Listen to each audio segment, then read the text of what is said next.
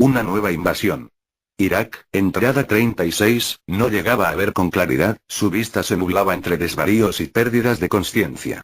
Eran como pequeños flashes que le traían a la realidad para luego desaparecer al cerrarse sus pesados párpados. Cuando conseguía mantenerse en el umbral de la lucidez, podía distinguir a sus 4 salvadores, sentía las vibraciones del vehículo, cruzando las calles a toda velocidad. Era una carrera desesperada que atravesaba la ciudad, aquella caótica urbe se perdía por momentos. Los disturbios acechaban en cualquier rincón. Caras de espanto y otras engañosamente inexpresivas, se descubrían aleatorias, pero sin mezclarse. La población intentaba reaccionar ante tamaña locura. Las primeras reacciones de las asustadas personas fueron, como en otras ocasiones no muy dilatadas en el tiempo, las motivadas por el egoísmo y la necesidad. El pillaje volvió a sacudir las calles de Bagdad. El desorden social ya de por sí, bastante elevado debido al carácter anárquico que controlaba la ciudad desde la caída de poder del antiguo régimen de Saddam Hussein, se veía acrecentado por aquel inaudito fenómeno que nacía de entre las calles o desde los mismísimos hogares. Los desamparados habitantes, acostumbrados ya al terrorismo, los crímenes y la represión, tomaron aquella nueva escalada de violencia como otro escollo más. Pero desgraciadamente para ellos, aquello era algo que se escapaba a cualquier entendimiento. El alzamiento muyahidín ayudó a acrecentar el descontrol y la inseguridad, aún más si cabía. El peligro en las calles no era ya monopolio de los sanguinarios cadáveres ambulantes. Desde cualquier punto, descontrolados tiroteos se sucedían entre terroristas e invasores extranjeros. Cualquiera que se atreviera a salir a la calle podía ser presa de algún impacto de bala perdida o quizá no tan desviada. Sin embargo, los tiroteos no era algo que amedrentara de sobremanera a los bagdadíes, la mayoría de ellos disponían de armas de fuego y eso les creaba una ilusoria sensación de seguridad. Otro cantar era el fenómeno de los muertos. Para la gran mayoría de la población, fácilmente influenciable por los imanes de sus congregaciones religiosas, aquel hecho se tomó como un milagro, más que una maldición. Muchas de dichas comunidades, describieron aquella situación como un alzamiento contra el hereje invasor norteamericano. Los mártires que habían caído por los designios divinos de Alá, volvían del paraíso para expulsar de una vez por todas al mal que atormentaba a sus familias, a su gente. De hecho, la gran mayoría evitaba el enfrentamiento con los muertos y los creía defensores celestiales. Atroces situaciones nacieron de aquella ignorante devoción, familias enteras eran devoradas sin oposición ante los cuerpos descompuestos de caídos conocidos. Dando sus vidas al pensar que su carne y su sangre daban fuerzas a sus mártires devoradores, para la lucha final. Todo aquello era una dramática pesadilla, que desde hacía poco, se había convertido en la cruda realidad de Tim. Para él, todo se había perdido ya. Su natural carácter idealista, formaba parte de su pasado. Lo único que le importaba era sobrevivir y salir de allí con vida, conseguir llegar a la base de operaciones era su austero fin. No sabía exactamente por qué luchaba cuando todo se planteaba perdido. Quizá la idea de convertirse en uno de esos seres, era más repulsiva de lo que cabía imaginar. Desde luego, se negaba a acabar así. Varios impactos de bala atravesaron el grueso cristal de seguridad de su ventanilla. Creyó sentir el calor de los proyectiles pasando junto a él, a poca velocidad. Había escuchado muchas veces decir a los más veteranos, que aquellas protecciones poco podían hacer contra impactos directos de las 7,62. Solo las balas que golpeaban lateralmente o de rebote, tenían posibilidades de ser repelidas. Aunque no fuera muy relevante, acababa de corroborarlo y eso le hacía comprender que ni mucho menos estaba a salvo dentro de aquel Humer. El dolor de su ojo izquierdo se extendía a lo largo de su cabeza y acentuaba su desorientación. Pero advertía la necesidad de estar alerta y se antepuso al sufrimiento. Echó mano de uno de los M16A4 que yacía junto a los asustados iraquíes y comprobó su estado. Movió el selector de disparo al modo tiro a tiro y sacó el cargador con su mano izquierda para comprobar la munición. Volvió a introducirlo con un golpe seco y seguidamente amartilló la recámara para probar que no habían balas encasquilladas ni porquería obstruyéndola. Una bala que había en la recámara saltó por la ventana de expulsión al hacerlo. Bajó la ventanilla, ante la mirada atónita de los dos iraquíes que confiaban todavía en la ineficaz protección. Y asomó el cañón del rifle por ella, listo para cualquier cosa. A medida que se aproximaban a la base de operaciones norteamericana, la frecuencia de disparos que escuchaban, era cada vez mayor.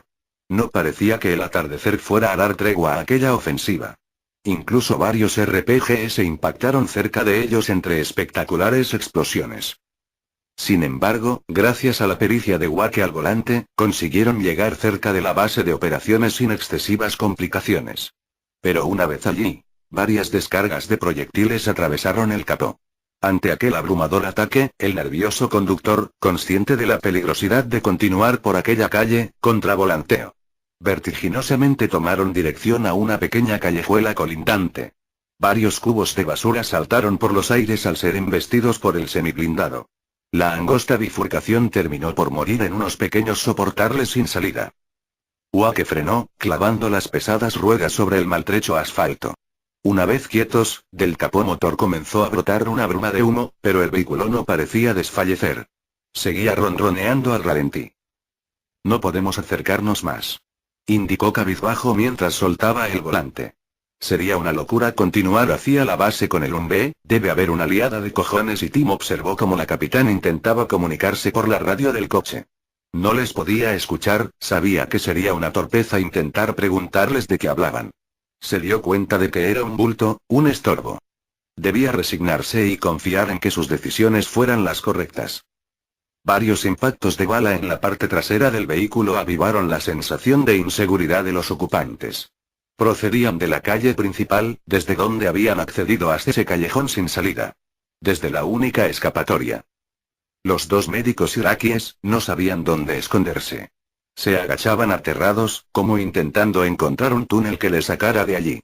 Tim, desorientado, intentaba conseguir distinguir desde dónde llegaban los disparos, pero era muy difícil situarlos en su estado actual. Pensó en salir del UMB, pero era demasiado peligroso, sería un blanco fácil. «Sácanos de aquí», gritó Fox agachando su cabeza cada vez que recibían un impacto.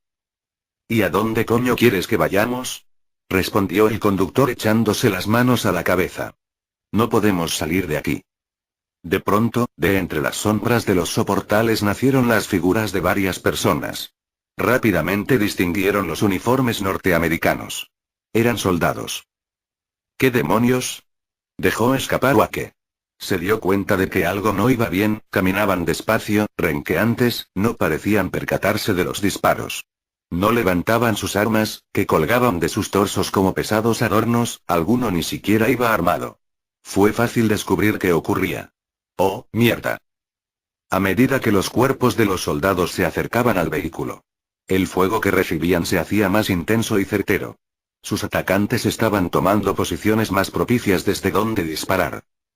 Tim vio como varias balas impactaban en el chaleco de uno de los soldados, cayendo sin remisión por la fuerza del impacto, pero se levantó, firme y decidido hacia su posición. Desdeñaba totalmente aquella lluvia de tiros. Pronto, el vehículo fue rodeado por los interceptos norteamericanos. Aporrearon las ventanas blindadas, ignorando los disparos que recibían, solo les importaba lo que había en el interior. Estaban sitiados. Los amenazadores asaltantes eran quizá el menor de sus problemas. El vehículo era una barrera inexpugnable para aquellos camaradas caníbales. Por lo menos en lo que se refería de puertas para adentro. Pero su presencia evitaba la posibilidad de salir del vehículo. El gran problema radicaba en el incesante fuego, el UMB parecía un inmenso imán que atraía todos los proyectiles. Al estar de espaldas, toda la parte trasera absorbía los proyectiles, pero era cuestión de tiempo que una de esas balas alcanzara a uno de los ocupantes. Uno de los iraquíes, sobrepasado por la situación, abrió la puerta y salió despavorido. Sorprendentemente, ni las balas, ni las garras de uno de los muertos más cercanos, fueron capaces de alcanzarle. Escapando de aquel peligro, para lograr no mucho más allá, una muerte no muy diferente. La puerta abierta fue suficiente para que un par de los asaltantes procuraran introducirse dentro del agujereado habitáculo. Estaban rozando el tembloroso cuerpo del otro iraquí, un joven enfermero que yacía acurrucado en el suelo en estado catatónico, cuando Tim reaccionó. Con una ruda patada, Moses apartó a los dos caníbales del muchacho y seguidamente, descargó varias ráfagas sobre ellos. Los casquillos rebotaron contra la parte de atrás del asiento de delante, golpeando abrasadores contra su mejilla. Sin embargo, aquellas pequeñas quemaduras eran casi imperceptibles, el malestar general que sufría las eclipsaba. «Arranca, joder. Vámonos de aquí», gritó Tim descompuesto, mientras empujaba con su bota los cadáveres despanzurrados y sin vida del asiento. Para seguidamente cerrar la puerta. Wake plantó la marcha atrás y sin mirar hacia la zaga, aceleró. Las ruedas del vehículo chirriaron, lanzándolo salvajemente hacia la calle principal de donde provenían los disparos. En ese momento, una granada autopropulsada disparada por un RPG impactó en el portón trasero, haciendo pedazos la parte trasera del Humvee. La explosión hizo vibrar la transmisión y el conductor no pudo evitar dejar el vehículo cruzado en la calle, empotrándose hacia atrás contra un endeble muro que se venció sobre el semiblindado.